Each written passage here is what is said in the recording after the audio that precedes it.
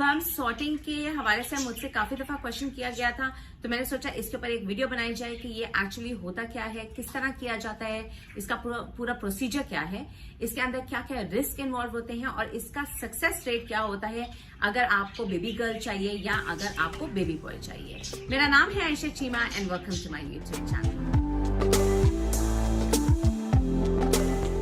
Sorting या माइक्रोसॉर्ट भी इसको कहा जाता है। ये एक प्रोसेस है, ये एक टेक्नोलॉजी है जो सेक्स की सिलेक्शन के लिए इस्तेमाल की जाती है, जेंडर सिलेक्शन के लिए इस्तेमाल की जाती है। सबसे पहले हम बात कर लेते हैं कि एक्चुअली स्पर्म सॉर्टिंग होती क्या है। स्पर्म सॉर्टिंग जो होती है प्री कंसेप्शन यानी कि कंसीव करने से पहले की प्रोसेस होती है, जिसमें सेक्स सिलेक्शन की जाती है कि या आपको बेटा होगा या आपको बेटी होगी, और ये आदमी के ऊपर जो है उसके सीमन से या उसके डिस्चार्ज से ये प्रोसेस जो है वो की जाती है। दूसरा पॉइंट आ जाता है कि ये कैसे किया जाता है। ठीक है, इसका प्रोसीजर मैं बाद में एक्सप्लेन करूंगी, पहले मैं आपको इसको थोड़ा सा कॉन्सेप्ट एक्सप्लेन कर देती हूँ।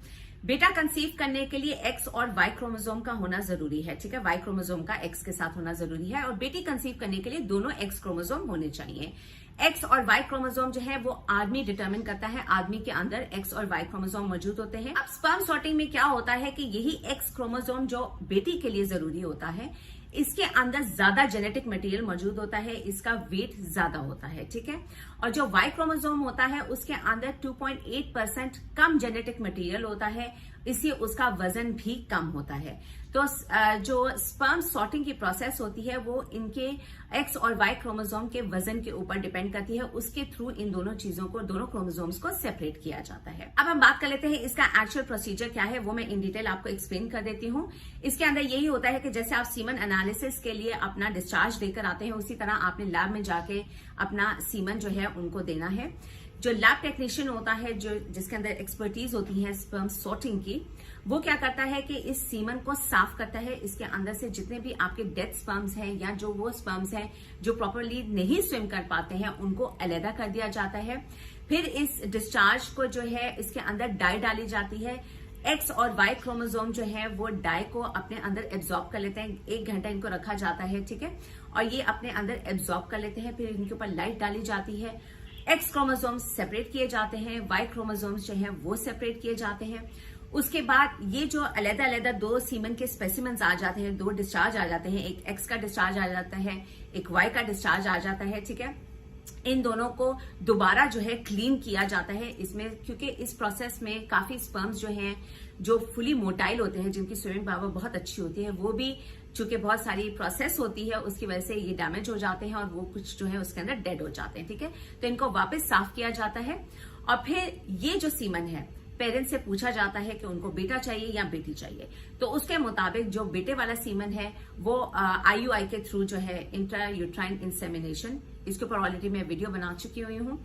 डायरेक्टली औरत के यूट्रस के अंदर, उसके बच्चे दानी के अंदर ये जो सीमन है वो इंजेक्ट कर दिया जाता है, या पेशेंट्स ऑप्ट भी कर सकते हैं, उनकी चॉइस होती है कि वो IVF की तरफ जा सकते हैं अगर औरत की बच्चेदानी के अंदर कोई प्रॉब्लम है या उसके एग के अंदर कोई प्रॉब्लम है। अब नेक्स्ट पॉइंट आ जाता है कि इसके अंदर क्या क्या रिस्क इन्वॉल्व होते हैं कि अगर हम स्पर्म सॉर्टिंग करवाते हैं, ठीक है, तो स्पर्म सॉर्टिंग के बाद क्या हमारे बच्चे के अंदर कोई एबनॉर्मेलिटी आ सकती है, हमारे बच्चे के अंदर कोई भी बर्थ डिफेक्ट आ सकता है।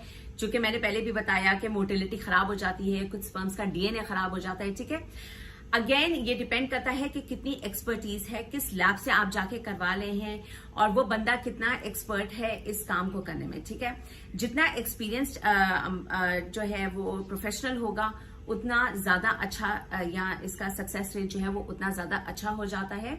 रिस्क जो है उतना ही होता है जितना एक नॉर्मल जो है प्रेगनेंसी के अंदर होता है। 3 to 5% चांस होता है कि बच्चे के अंदर बर्थ डिफेक्ट्स आ सकते हैं, इंटेलिजेंस डिफेक्ट्स आ सकते हैं। ठीक है, तो स्पर्म सॉर्टिंग जो है कोई अलहदा से ज्यादा चांसेस को इंक्रीज नहीं करती है कि आपके बच्चे के अंदर डिफेक्ट्स आएंगे, तो इसके अंदर रिस्क जो होता है वो मिनिमम होता है। ठीक है, अब हम बात कर लेते हैं इसके सक्सेस रेट की। ऑब्वियसली बहुत ज्यादा इंपॉर्टेंट है सक्सेस रेट जो है। अगेन जैसे मैंने पहले बताया, डिपेंड करता है कि आप कौन सी लैब से करवा रहे हैं, टेक्नीशियन जो इसको कर रहा है स्पर्म सॉर्टिंग को वो कितना एक्सपीरियंस्ड है, क्लेanलीनेस जो है कितनी सफाई है उस लैब के अंदर ताकि कंटामिनेशन ना हो सीमन की, उसके ऊपर भी बहुत ज्यादा डिपेंड करता है। अगर हम इन सारी चीजों को हटा के सोचते हैं कि बहुत अच्छा लैब है और बहुत अच्छी एक्सपर्टीज है, सफाई सुथराई का भी बहुत ज्यादा ख्याल रखा जा रहा है, ठीक है, तो सक्सेस रेट कितना होता है। एक्स क्रोमोसोम के लिए यानी कि बेटी के लिए सक्सेस रेट ज्यादा होता है, अप्रोक्सीमेटली 80 to 85% जो है सक्सेस रेट है इसका, ठीक है।